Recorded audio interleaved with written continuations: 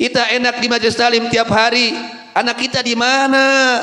Ketika kita ada sholat berjamaah di masjid, anak kita di mana? Ketika kita hadir majelis ilmu, anak kita di mana? Perhatikan ibadah Allah. Itu tanggung jawab kita nanti di akhirat.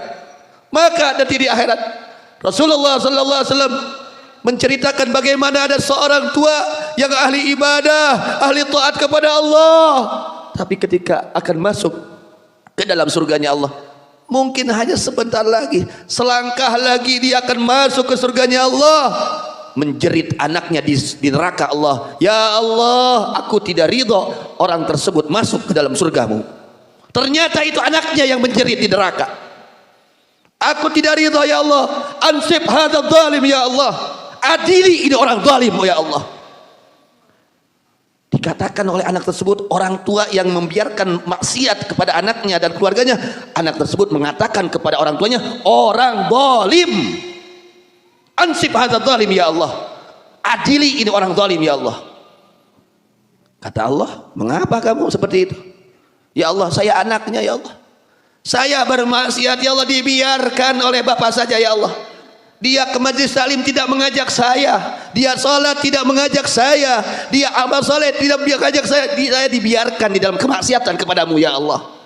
Saya tidak mengerti agama, dibiarkan oleh dia ya Allah. Dia tidak mengajarkan halal haram kepada saya ya Allah, sehingga saya seperti ini ya Allah. Akhirnya orang tua yang akan dimasukkan ke dalam surganya Allah diseret oleh Allah, dimasukkan ke api neraka dengan anaknya. Itu orang tua yang rajin ibadah, yang rajin ke masjid, yang rajin ke majelis taklim, tapi sayang seribu sayang, dia membiarkan anak dan keluarganya bermaksiat kepada Allah Subhanahu wa taala. Kartos ibu-ibu, kade budak urang bisi teu nutupan aurat, elingan ku urang. Bisi teu boga tiungna pamelikeun ku urang. Didik anak kita supaya satu jalur di dunia dan di akhirat. Jangan menjadi musuh kita kelak di akhirat. Kartos. Jadi ketika kita sholat berjamaah, anak kita di mana? Cari anak kita, barangkali dia nggak berjamaah. Ketika kita sudah sholat fardu, tanya anak kita di mana. Ketika kita ngaji, anak di mana? Apalagi sekarang ibadah Allah. Kita harus waspada, jangan merasa tenang, merasa aman. Karena anak ini pesantren tapi megang HP, apa yang dia lihat?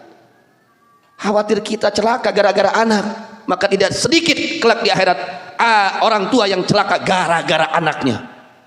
Na'udzubillah min. Kalau kita sayang sama anak kita, kita ajak mereka. Kalau kita ada di majelis taklim, anak kita usahakan ada di majelis taklim. Kalau kita sholat masjid, anak kita usahakan ajak ke masjid. Berjamaah di masjid, ajak oleh kita. Kalau kita berbuat baik, anak kita pun supaya menjadi orang yang berbuat baik. Jangan kita berbuat baik tapi anak bermaksiat kepada Allah Subhanahu wa taala. Ini yang harus kita pelajari. Ini yang harus kita perhatikan ibadah Allah. Jangan sampai kita celaka gara-gara urusan anak kita yang bermaksiat kepada Allah Subhanahu wa taala tapi kita biarkan mereka. Na'udzubillah min dzalik. Kardos.